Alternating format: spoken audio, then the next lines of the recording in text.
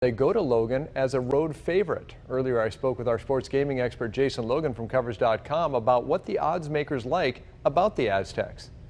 San Diego State giving 7.5 on the road. 7.5 is always that tricky number because you're that half point above that key number of a touchdown. But Utah State didn't look like Utah State out against Boise State last time. The Aztecs defense looked as sharp as ever, but what also helped was rushing for 287 yards on the ground. They just punished that UNLV defense and then made the running Rebels go kind of one-dimensional on offense. This is a revenge spot for the Aztecs, too. They lost to the Aggies 23-17 at home last season, and they have lived up to the road chalk kind of billing. They've covered in 7 of their last 10 games as road favorites. We have an NFL doubleheader on Sunday. In our first game, we get to see Tua Tagovailoa make his first start as the Miami Dolphins play host to the LA Rams and that very good LA Rams defense. Is it a smart to bet on a rookie quarterback making his first start in the NFL, Jason? It is a bit of a puzzling move with Miami kind of tossing Fitzpatrick to the side and going with Tagovailoa here, especially since the team was on a 3-1 run. And the other thing, too, is that we're hearing some rumblings out of the locker room that it has divided this locker room. There were a lot of guys that love Fitzpatrick. He's beloved with his teammates. And there's some guys on this offense that are not happy with the decision. And you're throwing Tua to the lion's den here. After Aaron Donald came out and called out his defensive unit, called them soft, and they came out and just blasted Chicago. If this defense continues to find its form, I mean, the Rams are one of the best all-around teams top to bottom, and that's the offense, that's the defense, and the special teams, which look fantastic on Monday night as well.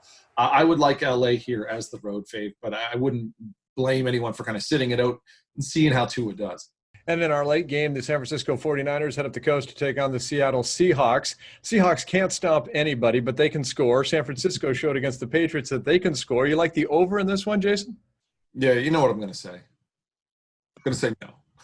I'm going to say no. The reason why is because the Niners offense just keeps plugging bodies into this rushing game, and Kyle Shanahan's system just keeps spitting out big gains. They've rushed for 319 yards on 74 carries the last 2 games. And that's helped San Fran just pound the ground and chew up the TOP, the time of possession. I think they're going to park Russell Wilson in the Seahawks attack. They're going to try to wear down one of the worst defenses in the league. San Francisco 6-1 ATS in its last 7 games as a road underdog. In the under, 4-1 in their last 5 as a road underdog. So I like the Niners +3, and I like the under 54. And finally, odds have come out for Major League Baseball for next year for the World Series. The Dodgers the favorite to repeat, and then the Yankees behind them. But right behind them is the Padres with as a 12-1 favorite to win. How much will these odds change between now and maybe when baseball season starts? Yeah, well, the top's going to be the same. It's going to be the Dodgers and Yankees, and it'll be the Dodgers and Yankees until the Dodgers and Yankees either win it all or they're eliminated. So not only are those 2 teams just loaded with talent, but they are 2 of the bigger fan bases. And that means that there's a ton of public money coming in on these futures starting now and rolling right into the spring and throughout the season. I think the important note for looking at the 2021 World Series futures is that these numbers are somewhat based on a weird, strange season. It was, there were strange results. It was a shortened season. The playoff set structure was different. Are they going to be able to do it for 162 games with a full travel schedule?